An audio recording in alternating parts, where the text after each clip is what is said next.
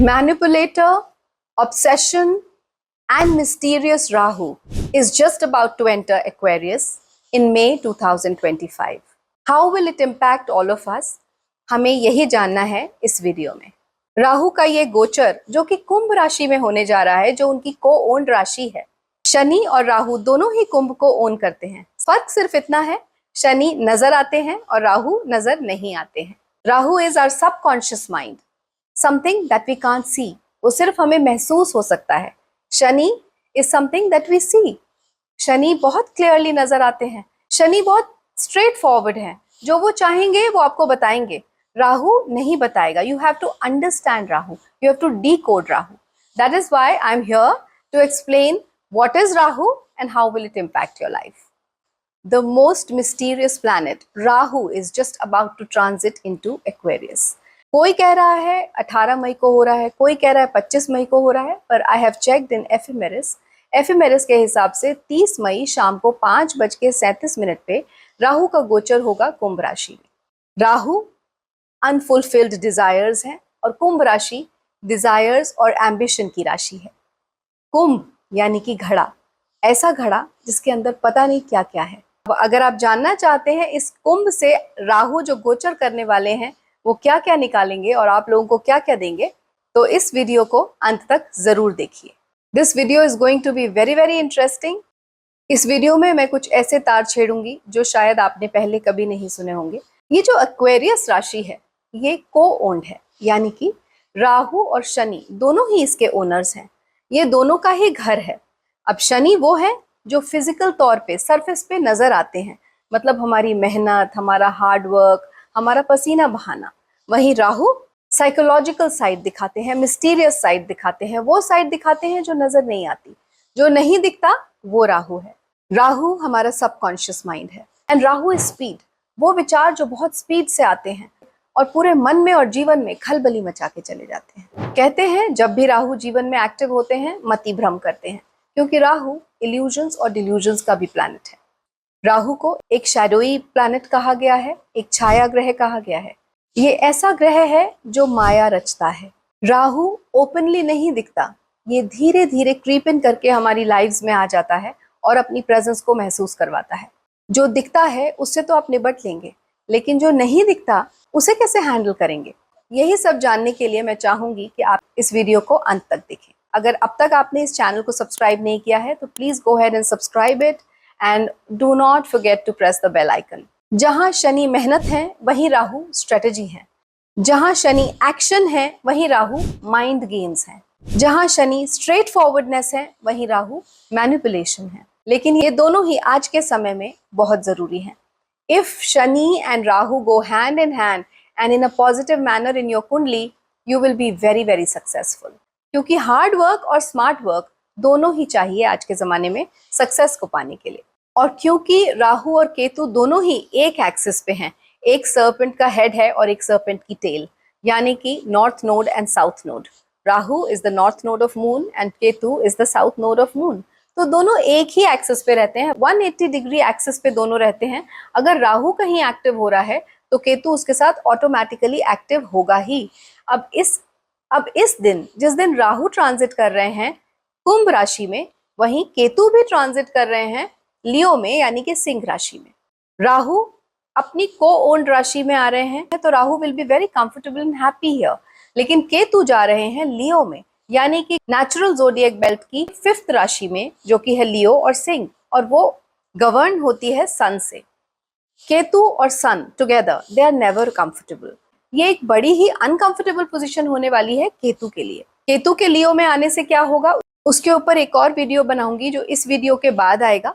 अब ये जो गोचर है या ट्रांजिट है ये कैसे काम करता है, देखिए। जहां भी आपकी कुंडली में नंबर 11 लिखा हुआ है, यानी कि कुंभ या फिर एक्वेरियस, आपकी कुंडली में 12 भाव हैं, उनमें से एक भाव में कहीं 11 लिखा होगा, नंबर 11, वो होगा आपका एक्वेरियस या कुंभ राशि। अब वहां पे राहु गोचर में, ब्रह्मांड में गोचर होता रहता है, प्लैनेट्स मूव करते रहते हैं, तो राहु वहां पे इस समय गोचर करके आने वाले हैं। राहु क्योंकि एक ऐसे प्लैनेट है जो लंबे समय तक एक राशि में रहते हैं, ऑलमोस्ट 1.5 साल या फिर कह सकते हैं 18 महीने, तो इसलिए राहु का आने से पहले ही धीरे धीरे धीरे धीरे उनकी प्रेजेंस आपको महसूस होनी शुरू हो जाएगी। अभी अप्रैल चल रहा है और मई में राहु आने वाले हैं एक्वेरियस में। सो जो भी हाउस आपकी कुंडली में एक्वेरियस राशि है वो हाउस अब आपकी लाइफ में एक्टिव होने वाला है, स्पेशली अगर आपका 42nd ईयर चल रहा है। इस राहु के गोचर से सबसे ज्यादा कौन इम्पैक्ट होंगे? जिनकी राहु की या केतु की महादशा या अंतरदशा चल रही है, जिनका राहु एक्वेरियस में बैठा है या एक्वेरियस से ट्राइन्स में बैठा है। ट्राइन्स से मेरा मतलब है एक्वेरियस से जो 5वां भाव पड़ता है और 9वां भाव पड़ता है। उसके साथ साथ लियो, टॉरस, स्कॉर्पियो और एक्वेरियस असेंडेंट वाले लोग ज्यादा प्रभावित होंगे। और वो लोग जिनकी कुंडली में राहु 17 या 4-10 के एक्सेस में आएगा, जो हमारे केंद्र होते हैं कुंडली में बीच के 1, 4, 7, 10, उनके एक्सेस में अगर राहु केतु आएगा 1, 7 या 4, 10 के, those people's life will be most impacted. और वो लोग जिनके की एक्वेरियस साइन में या तो सन बैठा है या मून बैठा है या उनका लग्ना लॉर्ड बैठा है। अब लग्ना लॉर्ड है उनका असेंडेंट लॉर्ड, उनकी कुंडली के फर्स्ट हाउस का स्वामी या फिर वो प्लैनेट जो फर्स्ट हाउस को गवर्न करता है। ये सभी लोग सबसे ज्यादा इस राहु केतु के गोचर से प्रभावित होंगे। राहु इन सभी लोगों के लिए ऑब्सेशन बढ़ा देगा, भूख बढ़ा देगा, प्रचुर मात्रा में धन की भूख या एक ऊंची पोजीशन पाने की भूख। बेसिकली राहु हमारे अंदर के वो डिजायर्स हैं जो कभी भी पूरे नहीं हुए। और जैसा कि मैंने कहा एक्वेरियस डिजायर्स की राशि है, एम्बिशन की राशि है, तो वहां पे आके राहु आप सभी को बहुत ज्यादा एम्बिशियस बनाने वाले हैं। इसके साथ साथ राहु टेक्नोलॉजी भी है, सो टेक्नोलॉजी में बूम आएगा। राहु सोशल मीडिया है, राहु इंटरनेट है। अभी आप देखेंगे कि इंटरनेट की स्पीड जितनी हमें अभी मिल रही है ये हम सबको कम लगने लगेगी। हम बहुत ज्यादा टेक्नोलॉजी पे डिपेंडेंट हो जाएंगे, ऑलरेडी हैं, लेकिन आगे आने वाले 1.5 साल में हम बहुत ज्यादा डिपेंडेंट हो जाएंगे टेक्नोलॉजी के ऊपर। ये राहु का गोचर बहुत सारे नए नए इन्वेंशंस भी कराएगा। साइंस के फील्ड में साइंटिस्ट बहुत सारी नई इन्वेंशंस करेंगे। रोबोटिक्स, एआई बहुत ज्यादा एनहांस्ड फॉर्म में हमारे सामने आएगा। पर इसके साथ साथ साइबर क्राइम्स भी बढ़ेंगे। साइबर क्राइम्स बढ़ेंगे, फ्रस्ट्रेशंस बढ़ेंगी, लोगों के फियर्स बढ़ेंगे, अननोन फियर्स, और उन चीजों से डरना शुरू हो जाएगा जो हमने कभी देखी ही नहीं, क्योंकि राहु नजर नहीं आता। हमारे अनफुलफिल्ड डिजायर्स, हमारे डीप सीक्रेट्स सब सरफेस पे आने का समय है।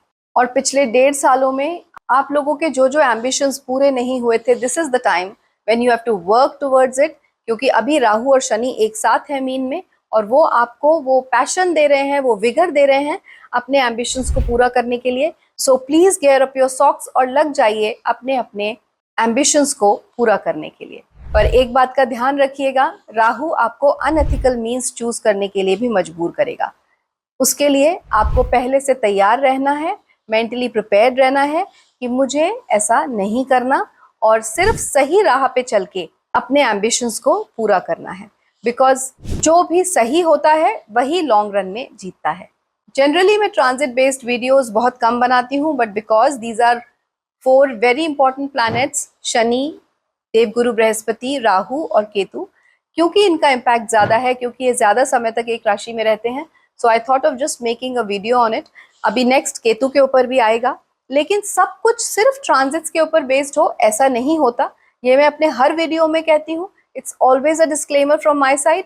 आपकी कुंडली में प्लैनेटरी प्लेसमेंट्स कैसे हैं, आपकी कुंडली में कौन सी महादशा अंतरदशा चल रही है, आपकी कुंडली में राहु और केतु का प्लेसमेंट या उनकी पोजीशन क्या है, उस पर बहुत डिपेंड करेगा आपका इंडिविजुअल प्रेडिक्शन। सो किसी भी बात को बहुत सीरियसली ना लें जो मैं कह रही हूँ या और भी बहुत लोग कह रहे हैं यूट्यूब पर। Just try to understand the energy of the planet. इसीलिए आई ट्राई कि आपको मैं एक प्लैनेट को पर्सोनिफाई करके बताऊं कि एक ग्रह है क्या, फिर आप उसके हिसाब से अपने जीवन में बदलाव लाएं। So this was it about Rahu, जो कि आने वाले हैं कुंभ राशि में। Do subscribe to this channel and thank you for watching this one. See you next time very soon with Ketu's transits results for May 2025.